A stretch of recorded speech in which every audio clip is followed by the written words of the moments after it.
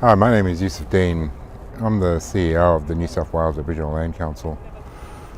A delegation, including myself, is attending the United Nations Permanent Forum on the Rights of Indigenous People. Over the last couple of days, we've been discussing issues that impact not only on the First Nations peoples of Australia, but the First Nations peoples of the world. And a lot of the issues that have been raised are common issues because of the fact that the rights of people have been impacted by governments around the world. On Tuesday morning, we raised concerns around the lack of progress in regards to the return of lands and waters to First Nations peoples of Australia.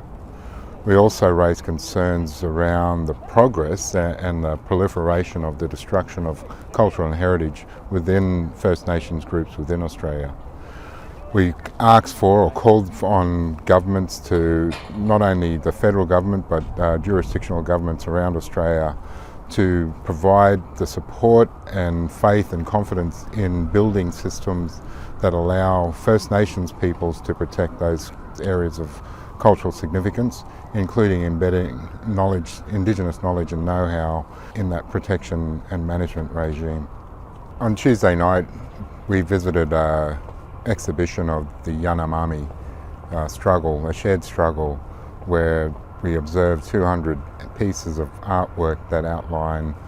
the impact of colonisation and destruction of culture and heritage sites on the peoples of South America. On Wednesday, we delivered an intervention specifically related to the proliferation of the destruction of culture and heritage sites around Australia. We know that at the federal level there's a struggle taking place in respect to the formation of a piece of legislation, standalone legislation, that would adequately protect culture and heritage sites around Australia.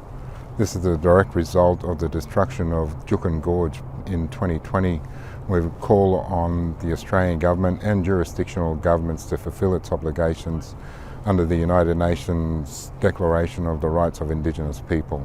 We also ask that all governments of all forms in Australia have the confidence and the sensibilities to provide opportunities for Indigenous-led solutions in the culture and heritage law reform space, and that includes funding community-controlled apparatuses to ensure that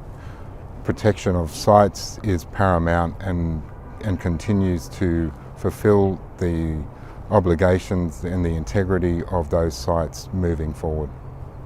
And whilst I was delivering the intervention on the protection of culture and heritage sites around Australia and the request or call for adequate law reform and protections,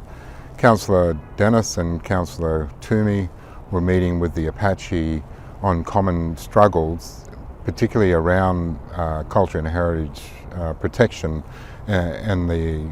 commonality in regards to how government and the private sector, particularly Rio Tinto, have had an impact on the destruction of significant sites in the name of progress. Over the course of the last 3 or 4 days, the ability to deliver interventions at the United Nations,